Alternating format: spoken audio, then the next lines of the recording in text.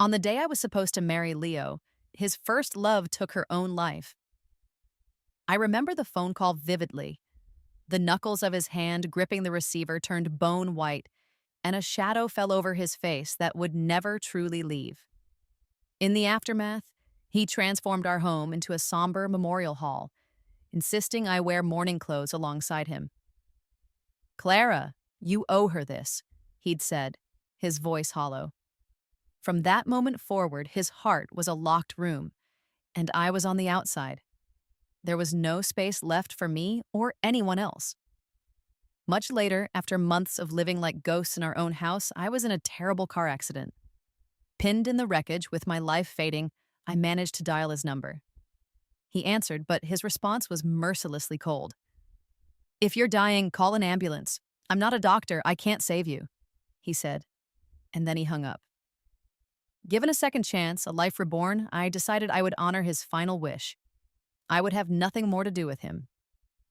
My new beginning started in a coffee shop with Sophie, Leo's childhood friend, about to reenact a scene that had played out so many times before. She was lifting her cup, preparing to accidentally spill hot coffee on me. This time, I didn't freeze. I acted first, kicking the leg of her small table. The cup tipped, and the dark, steaming liquid splashed all over her pristine white blouse. She let out a theatrical gasp and immediately threw herself into Leo's arms, which were, as always, ready to catch her. "Leo, she poured coffee on me," she wailed. It was a busy weekday and the coffee shop was packed. Every head turned in our direction, a silent audience to our drama. I could almost hear their thoughts, the whispers already forming. "Oh my God, what's happening? Is that the wife fighting with the mistress?" They must be a couple hugging so tightly. That woman is so jealous. How despicable. Sophie buried her head deeper into Leo's chest, but when she glanced at me over his shoulder, her eyes were gleaming with the same familiar, triumphant pride. It was her favorite game, staging these public spectacles to paint me as the villain, to make sure everyone saw me as unhinged while she played the victim, and my boyfriend Leo always stood firmly on her side. "Clara, how many times do I have to tell you?" he began, his voice laced with disappointment. "Sophie isn't well. You need to be more understanding and just give in to her." In my past life, I had always given in. I was kind, I was patient, I was understanding. And for my troubles, I ended up dying alone after being rejected by the man I loved. Give in? Why? Was I her mother? Why was it my job to coddle this woman who actively sought to ruin my life? This time, before Leo could finish his lecture, I didn't just stand there and take it. I strode forward, grabbed the half-full cup of coffee left on her table, and with a swift, deliberate motion, I upended it over her head. The coffee, now lukewarm, dripped down her face, staining her carefully styled hair and pristine blouse with brown streaks. She let out a scream, this one of genuine shock and outrage, not feigned distress. Leo reacted instantly, pulling a handkerchief from his pocket to futilely wipe at her face. "Clara, what are you doing?" he demanded, his voice low and dangerous. "Apologize." "Apologize for what? Why should I?" I asked, taking a step back. I looked him straight in the eye, my voice clear and steady. "In your dreams." The chatter in the coffee shop died instantly. It was so quiet you could hear the gentle hum of the espresso machine. I continued, my voice ringing with a newfound strength. "As my boyfriend, you're standing here, holding another woman in your arms. Are you trying to see how far you can push me?" Leo stared at me, his mouth slightly agape, as if he were seeing me for the first time. He seemed to search for words, but none came. The onlookers, who had been so quick to judge me, now wore expressions of dawning realization. The whispers started again, but their tune had changed. "Wait, so the crying one is actually the mistress? Mistresses are so bold these days, provoking the actual girlfriend? He looks like a decent guy, but he's doing something so sleazy." Sophie's face, streaked with coffee and humiliation, turned deathly pale. She looked like a complete joke, and she knew it. I allowed myself a small, cold smile. Before walking out, I turned my head one last time and raised my voice so everyone could hear. "And Leo, just so we're clear, we're done. I'm not a recycling bin for other people's garbage. I wish you and your trash a long and happy life together." Then, with my back straight and my head held high, I walked out of the coffee shop and into the bustling street, feeling a dizzying sense of freedom. Standing on the pavement, the city's noise washing over me, I felt a little dazed. Leo and I had been a power couple in college. He was the student union president, charismatic and confident, often giving speeches on stage. I remember one time he was speaking on some dreadfully boring topic about fraud prevention. He stood tall and slender, with deep-set eyes that seemed to command the room. He spoke with a calm, gentle cadence that drew you in. Watching him up there, shining under the lights, my young, naive heart had pounded like a trapped bird. I fell for him, hard. Eventually, our paths crossed enough that we started dating. There's a common piece of advice that you should always find someone who loves you a little more than you love them. In our relationship, I was definitely the one who loved more, a fact that probably doomed us from the start. I wasn't completely blind to Sophie's manipulations, not even back then. I first met her about 3 months after Leo and I got together. She made a surprise appearance at the school gate, dressed in a flowing white dress, looking like a fragile damsel. At the time, Leo and I were walking out, holding hands. The moment her eyes met ours, she bypassed me completely and launched herself at Leo like an overexcited puppy, wrapping her arms around his neck. It was a long, uncomfortable moment before she finally let go. She then turned to me, a twitch at the corner of her mouth that was supposed to be a smile. "Hi, I'm Sophie," she said, Leo's childhood friend. Leo had posted pictures of us all over his social media. There was no way she hadn't seen them. Her smile held a hidden hostility that I couldn't quite place at first. I tried to convince myself I was imagining it, but a shared meal confirmed my suspicions. When I reached for a dish, she would spin the lazy Susan. When I tried to join the conversation, she'd pointedly ignore me. When I said I couldn't drink alcohol, she'd called me pretentious. It was then I knew for sure she did not like me. On the way back that night, I asked Leo about her. He told me her story, how she'd had a pitiful life. She had a rare medical condition that caused incontinence when she was stressed or nervous, leading her parents to abandon her. I felt a wave of guilt wash over me that night. So strong, I almost hated myself for my earlier suspicions. After that, every time she acted inappropriately or inserted herself where she didn't belong, I chose to look the other way. My tolerance was tested time and time again. One night, a drunk Leo called me to pick him up. I found them in an empty private room at a karaoke bar, Sophie crying and shrinking into his arms, and he wasn't pushing her away. Then came graduation season, a frantic time for everyone. A senior from our department organized a gathering that was hard to refuse.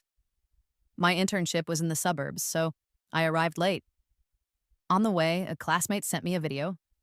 In it, Sophie's cheeks were flushed with alcohol, her entire body leaning against Leo. A few of my friends, unable to stand it, told her to back off. She pretended not to hear them. The confrontation must have made her nervous because she had an episode right there, wetting herself on the spot. When I finally arrived, I passed a half-closed door and saw Leo taking off his own jacket to cover her. Her voice was choked with sobs. "Leo, do you think I'm useless like this? Will anyone ever like me?" He immediately pulled her into a hug, the pity in his eyes overflowing. He stroked her hair gently, comforting her. "Nonsense," he whispered. "I like you." Sophie calmed down, nestling into his embrace. In my previous life, I confronted him about that moment, and we had a huge fight. He swore up and down that it was just sympathy, that he felt sorry for her. After that, he did seem to meet with her less, and I chose to believe him. That is, until she died. When she committed suicide, Leo went mad with grief. He draped our home in black and white, forcing me to wear mourning clothes. "Clara," he said, his voice cold as ice, "Sophie killed herself because of you. If you hadn't insisted on a wedding, she wouldn't have done it." The absurdity of it made me laugh, a bitter, broken sound. I married the man I loved, and that simple act made me a murderer in his eyes. It was only then that I finally, truly understood. His vows, his promises, his reassurances that she was just a sister, they were all lies. He was just another man who wanted to have his cake and eat it too. Given this second chance, all I wanted was to stay far away from the people who made me sick to my stomach. As soon as I got home from the coffee shop, Leo's call came. I glanced at the screen, hung up without a second thought, and tossed my phone onto the bed.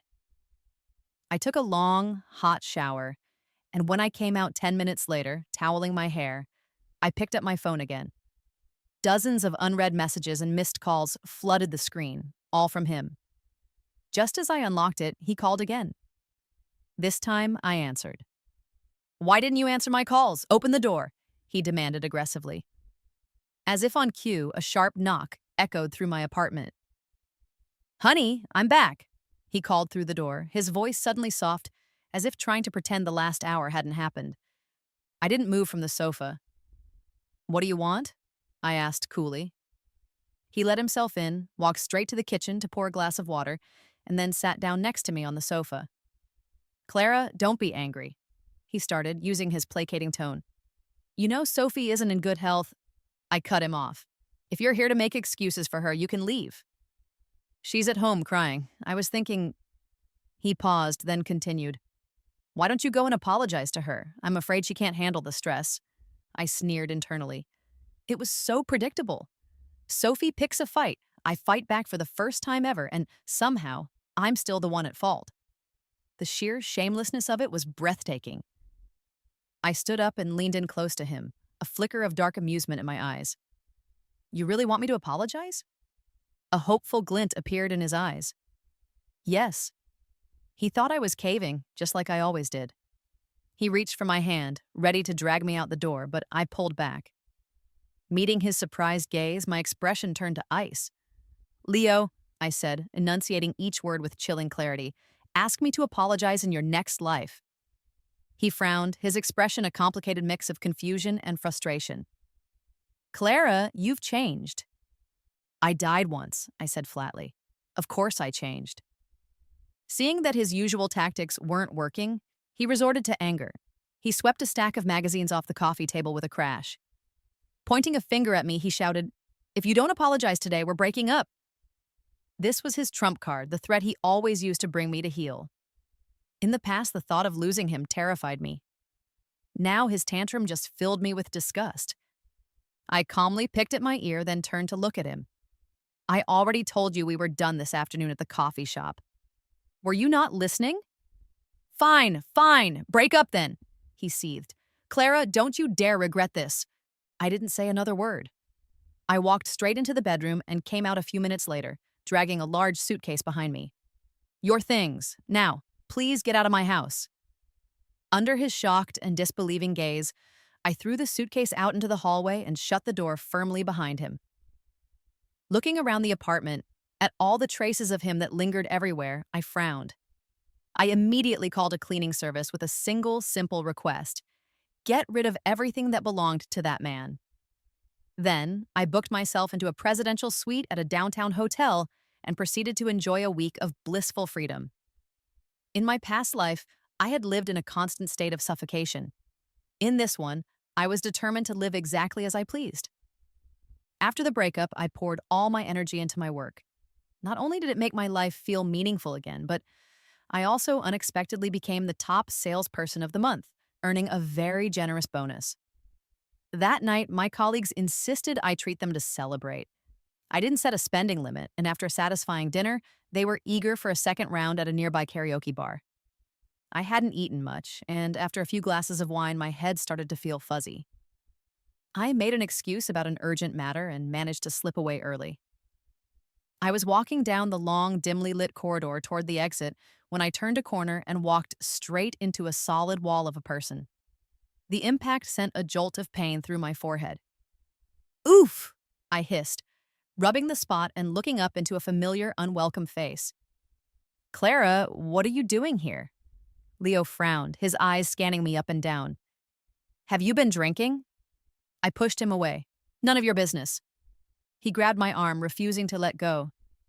"Drinking to forget me, huh?" "Clara, I knew you'd be miserable without me." He took a step closer, his voice dropping to a conspiratorial whisper. "Stop this. I'll take you home." Just then, a shrill cry echoed from down the hall. "Ouch!" Sophie appeared, seemingly out of nowhere, and collapsed onto the floor. Her face was pale, her expression pained, her eyes misty with unshed tears.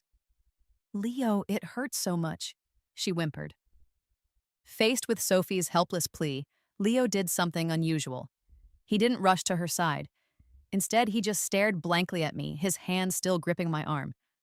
I shook him off, ready to tell him off, but I was just so tired of their drama. I rubbed my temples and spoke first. "You two can sort this out. My taxi is here." As I walked past him, I paused and added, "From now on, when we see each other, let's just pretend we're strangers. It'll be less of an eyesore for everyone." Sitting in the taxi, I had just finished deleting his contact information when my mom called. It was her usual script. "Don't work too hard. Come home more often." And the big one? "Have you broken up with Leo yet?" Hearing her voice again, so full of concern, I felt a lump form in my throat.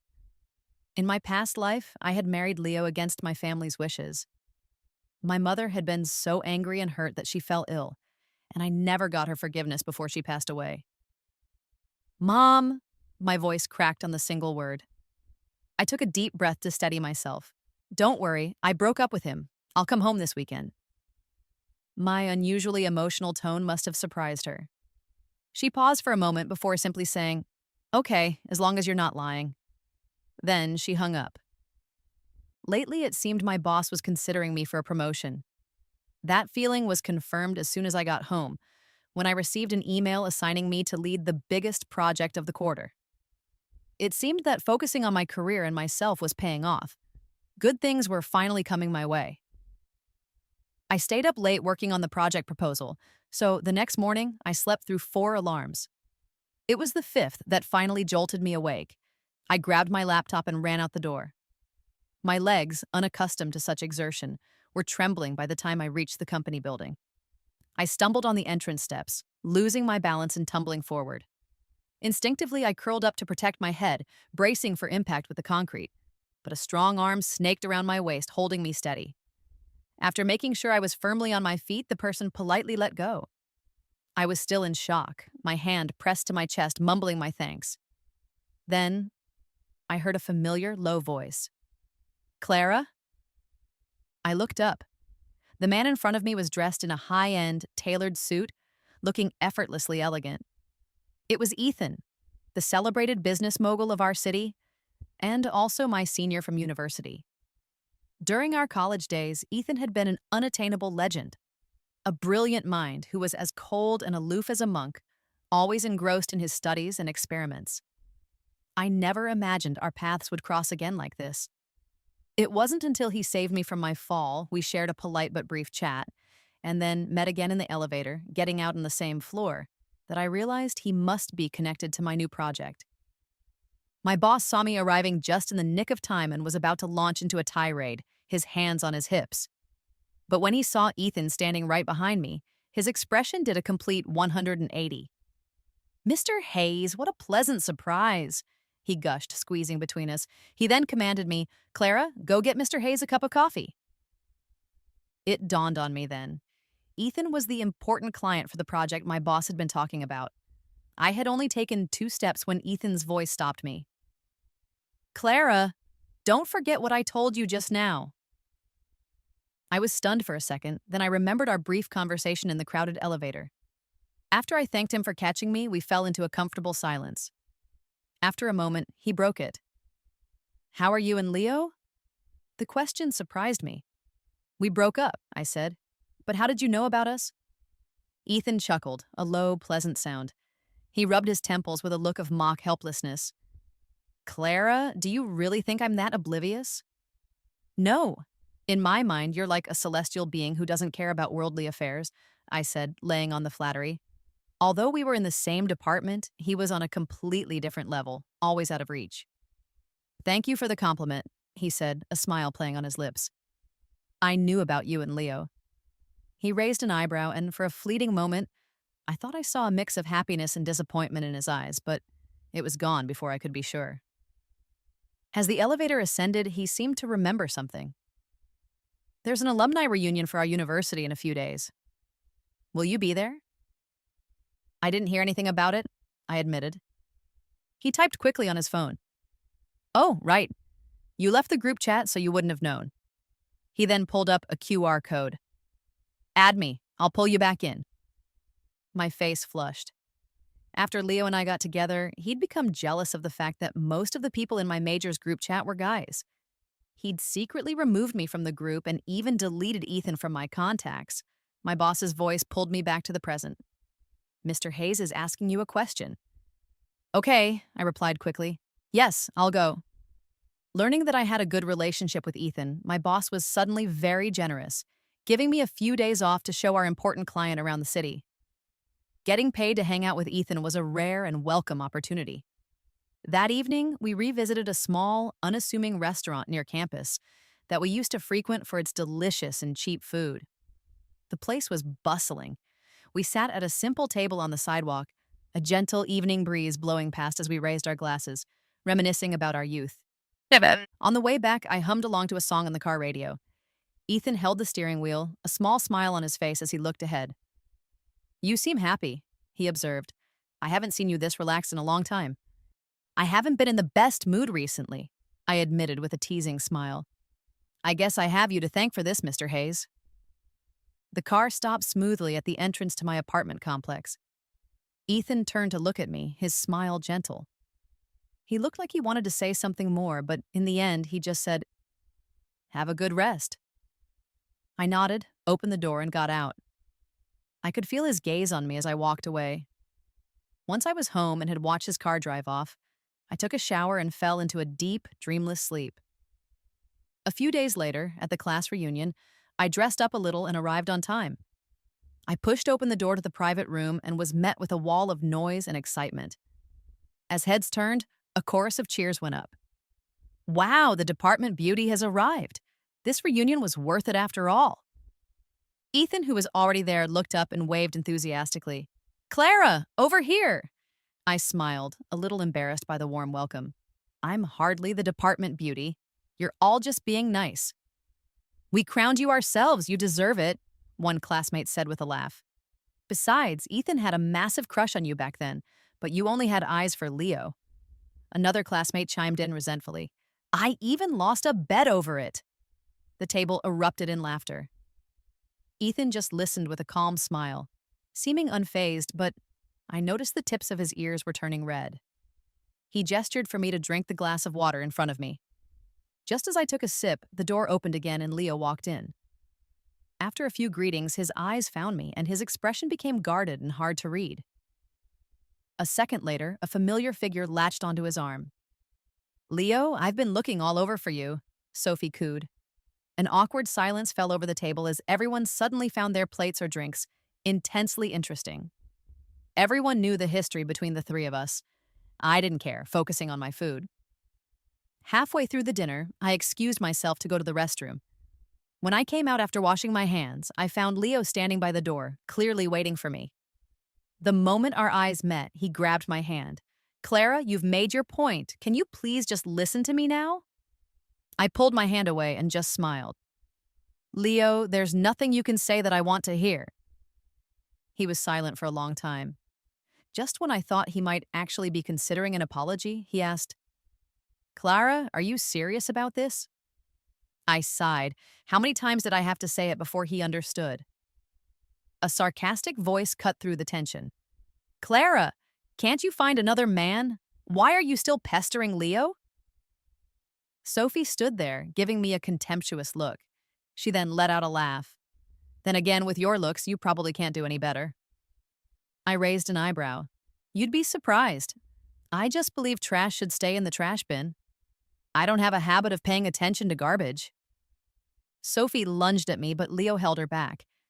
He looked at me, about to speak, but I held up a hand to stop him. Leo, parading your mistress around at a class reunion? Is this what you call deep love? Just then, Ethan's calm voice came from behind me. Clara. He approached and placed a warm, steadying hand on my waist. I've been looking for you. Are you all right? I stiffened for a moment, then immediately understood. I looked up at him and smiled. I'm fine. Once he was sure, Ethan's gaze turned to Leo, his voice dropping to an icy temperature. Leo, keep your companion in check. If something like this happens again, I won't mind cleaning up the mess for you. He then gently guided me away. Sophie pointed a finger at my back, but when her eyes met Ethan's cold stare, she shrank back and fell silent. As we walked away, I glanced back and saw a profound sadness in Leo's eyes as he watched us go. Outside the restaurant, a cool breeze blew, carrying the pleasant, woody scent of Ethan's cologne. I can walk by myself, I whispered, tugging at his collar. Don't move, just lean on me, he said, his voice firm but gentle. His lips were pressed into a thin line as he stared straight ahead. Thank you, Ethan, I said sincerely. His hand on the steering wheel tightened, his knuckles turning white. If I had known Leo was that kind of person, he gritted out. Ethan, who was always so calm and composed, was genuinely angry. Clara, your taste in men is terrible. His comment pulled me from my thoughts, and I was inexplicably amused. Yes, Mr. Hayes, you're right. The car stopped, not at my home, but at a hospital. Ethan insisted on getting me checked out just in case. Fortunately, the doctor confirmed I was perfectly fine. I was kept for observation overnight, and my mother, having heard the news, rushed over early in the morning with a thermos of bone soup. After checking me over from head to toe, she finally relaxed. Just then, Ethan walked in with several bags of breakfast. Clara, I didn't know what you liked, so I bought a little of everything. My mother's eyes darted back and forth between us, a knowing look on her face. You, she began. I swallowed hard. Mom, this is Ethan, my senior from college. I then shot Ethan a look, trying to signal him to make a quick exit. My mother had a tendency to try and set me up with any decent-looking man she met. But Ethan either didn't get the signal or chose to ignore it. He sat down and started chatting with her. Before I knew it, under my mother's eager gaze, he was holding a bowl of pumpkin porridge out to me. Dear, eat it before it gets cold, he said, playing the part of the perfect, doting potential son-in-law. I had to give him a thumbs up for his performance. On the way home from the hospital, Ethan got a call and his tone became urgent. Okay, got it. He hung up and turned to me. Something's come up at the company. I have to go. It's fine, go ahead, I said. I'm okay. But he hesitated, finally insisting on driving me right to my door. When I got out of the car, I smiled at him. Don't worry, I said, pointing to my building. It's just a few steps. You be careful. As the sound of his car faded, I turned and walked towards the entrance, feeling surprisingly cheerful. Before I reached the door, a hand grabbed my wrist, yanking me around. It was Leo. Do you hate me that much? He demanded, pointing in the direction Ethan had driven. Are you using him to get back at me? I was so angry I could only laugh. He was the one who cheated, yet he had the audacity to accuse me. That's between him and me. It has nothing to do with you, I retorted coldly. His face was contorted with anger, veins bulging on his forehead. Clara, I never meant to take Sophie to the reunion. I've always seen her as a sister. If you don't like it, I'll stay away from her. Just give me some time. We can go back to how things were. I struggled to break free from his grip. Leo, the moment you chose her over me, you should have known we could never go back. Don't lie to yourself. He stood there, stunned, his face turning pale. Impossible. Clara, you loved me for 5 years. You can't just fall for another man. Suddenly, a force yanked me away from him. A fist flew through the air and connected hard with Leo's face. Leo, if you touch Clara again, I swear. It was Ethan. He had come back. He shielded me behind him, his sleeves rolled up, revealing his forearms. I never thought the refined, gentle Ethan could be so fierce. Leo, I've put up with you for a long time, Ethan snarled. Even back in school, you were always playing games with your first love. I saw Leo's knuckles turn white as he clenched his fists. He grabbed Ethan's collar, his eyes wild with rage. Ethan, what business is it of yours? Clara's my girlfriend. Have you no shame? We broke up, I interjected loudly. Ethan's face darkened. Did you hear that? He said, his voice like ice. He brushed Leo's hand away and punched him again. Leo stumbled back, grabbed an empty beer bottle from a nearby recycling bin, and swung it at Ethan. Ethan instinctively blocked it with his arm. The bottle shattered, and a shard of glass sliced his wrist. Fearing things would escalate, I shouted, "Stop it! Both of you!" The thick hostility around Ethan seemed to dissipate at my voice. Leo stood there, his face bruised, blood trickling from the corner of his mouth. I rushed forward to help Ethan, feeling a pang of guilt that he'd gotten hurt because of me. Ethan pushed his cheek with his tongue, turning to glare at Leo. "You didn't cherish her, and now you're harassing her. You're the one with no shame." Leo just stared at me, his eyes bloodshot, as if he wanted to say something but couldn't. He stood there, motionless, as I helped Ethan into the building. I hoped he finally realized that some people, once lost, are gone forever. Upstairs, as I was opening my door, I accidentally brushed against Ethan's wound, and he hissed in pain. "Should we go back to the hospital?" I asked, worried. "No need," he said, his eyes scanning me carefully. "I was worried and came back. Good thing I did." I helped him to the sofa and brought out the first aid kit. "Since when could you fight?" I asked as I cleaned his wound. He was amused. "There are a lot of things you don't know about me." As the cotton swab with antiseptic touched his skin, he hissed again. "Sorry, I'll be gentler," I said, blowing softly on the cut to ease the sting. He seemed surprisingly calm. "It doesn't hurt," he said with a small smile. After I bandaged his arm, I made him a cup of coffee. I walked out onto the balcony and saw Leo was still standing down there, looking up at my window. I found it grimly funny. In this new reality I had created, he wasn't chasing after his tragic childhood friend. He was pining for the woman he'd thrown away. Ethan came to stand behind me. "Do you still like him?"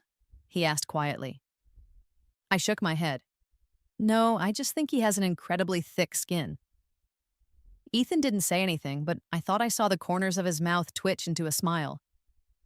Life returned to a peaceful rhythm after that, until the following Friday when Sophie showed up at my company.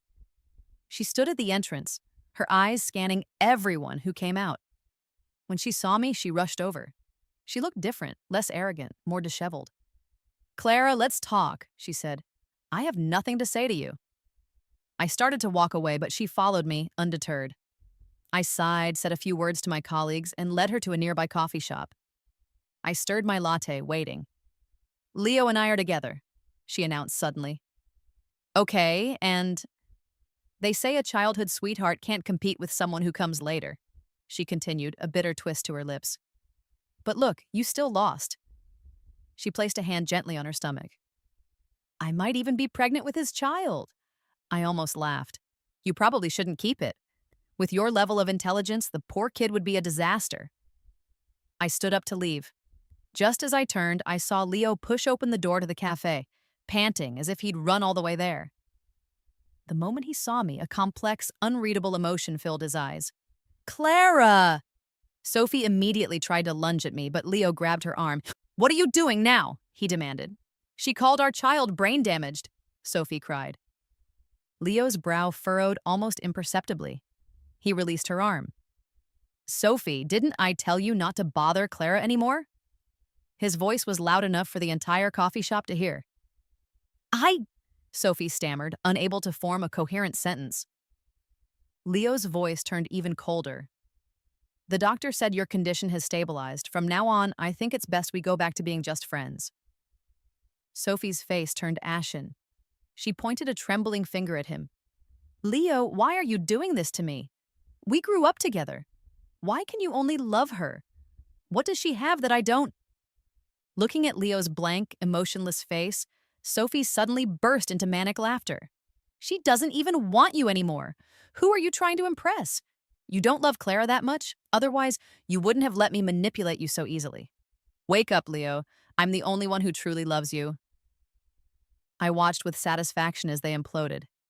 After enjoying the show, I turned and walked out. But Leo chased after me. "Clara, I'm really sorry about today." We walked down the street, one after the other. I didn't say a word. Finally, I stopped and turned to face him. "Leo, you should understand that between us, a simple, 'I'm sorry' can't fix anything." "I know, but Clara, can we at least be friends?" "No, from now on, we're strangers." With that, I walked away without looking back. I moved back in with my parents for a while, and somehow, Ethan found out. I started seeing his car parked near my community whenever I was coming or going. It was a little embarrassing, but I have to admit, I quickly got used to his quiet, steady presence. After the project with his company was successfully completed, I finally had some free time and invited him to dinner to celebrate. As soon as I went downstairs, I saw his car parked at the entrance. "Congratulations on the big win," he said, smiling and handing me a gift. Through our frequent contact, I'd discovered that Ethan wasn't the cold, aloof person everyone thought he was. He was actually very warm and funny. We had hot pot, and halfway through the lively meal, a staff member handed Ethan a single red rose, motioning for him to give it to me. I then realized it was May 14th, Rose Valentine's Day. In front of everyone, Ethan dropped to one knee like a perfect gentleman and presented the rose. "Clara, happy Valentine's Day."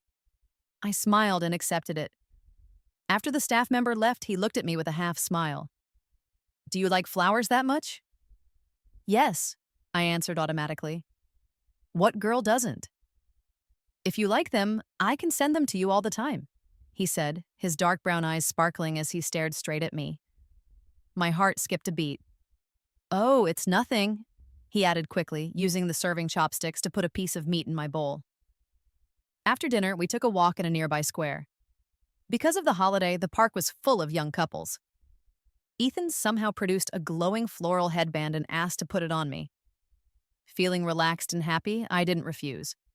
He leaned over, and the pleasant, woody scent of his cologne filled my senses. The street lamp overhead shone in his eyes, making them look dark and impossibly bright. He was staring right at me. Seeing a crowd approaching, I blurted out, "Maybe you should come a little closer." Ethan smiled. "Okay."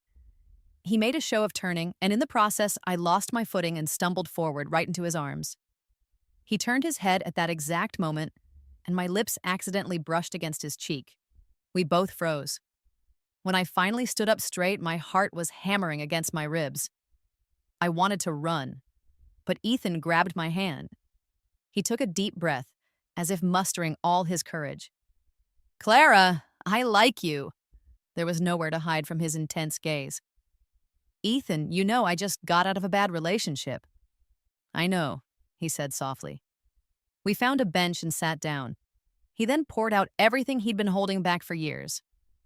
"Actually, the first time I ever saw you back in college, I fell for you. It was love at first sight. I was too scared to say anything, so I planned to wait. But then, I found out you were with Leo, so I chose to just watch over you from a distance. After graduation, when I heard he had cheated, I used the project as an excuse to get close to you." A trace of pain flashed in his eyes. "Clara, the biggest regret of my life is not confessing to you back then. This time, I really don't want to miss my chance." My eyes stung with tears. I didn't know how to respond. "Ethan, It's okay, Clara," he said gently.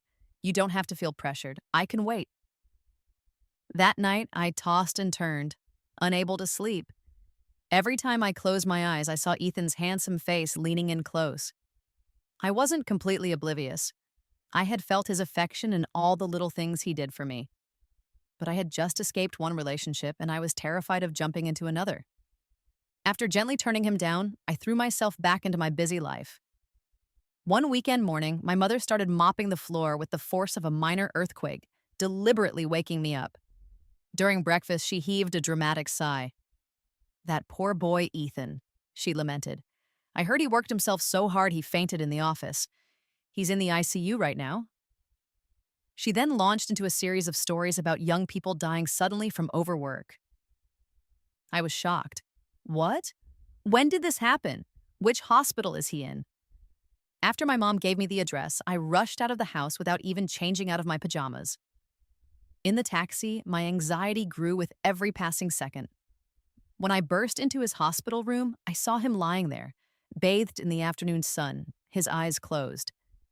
In a panic, I ran over and hugged him, my voice choked with sobs. "Don't you die. I haven't even said yes to being your girlfriend yet." I was a mess, crying uncontrollably. Suddenly, a calm voice came from above my head. "Clara, so you want to be my girlfriend?" I looked up and met Ethan's clear, very much alive eyes. I had been tricked. Later, after we were officially together, I found out that he and my mother had conspired to get me to admit my feelings. But in that moment of pure panic, when I thought I was going to lose him, I realized something important. I had let my fear of getting hurt by the wrong person close me off to the possibility of being loved by the right one. People shouldn't be afraid to love. At my wedding to Ethan, I received a large red envelope from Leo. He didn't come in person. Inside, along with a thick stack of cash, was a letter and a ring box. I opened the letter. The ink on the yellowed paper was blurred in places, as if the writer had been crying. "Clara," it began. "It's Leo. I'm not with Sophie. In the days since you left, I see your shadow everywhere. I know you won't forgive me, but when I heard you were getting married, I still wanted to sincerely wish you happiness. The ring in the envelope is the one I promised to buy you. I know it's too late, but I still wanted to give it to you." During our relationship, I had been obsessed with the idea of a custom diamond ring from a brand that advertised that a man could only ever buy one in his lifetime as a symbol of eternal love. I had begged him for one, but he always said our love didn't need material things. Now, after everything, he remembered. But what was the point? Just then, Ethan came over. "Who's that from?" he asked, gesturing to the letter. "A love letter from Leo," I said, handing it to him. He glanced at it, his expression unreadable. "Quite sincere," he remarked dryly. "Anyway, I should probably thank him. If he hadn't let you go, I never would have found such a precious treasure." I took the letter and the ring box, walked over to the nearest trash can, and dropped them both inside. Then I took Ethan's arm, and together, we went to greet our guests. After we got married, Ethan spoiled me endlessly. Late one night, looking up at the bright, clear stars, I thought about how good things sometimes take their time to arrive. And when they finally do, their lateness can be its own kind of wonderful surprise.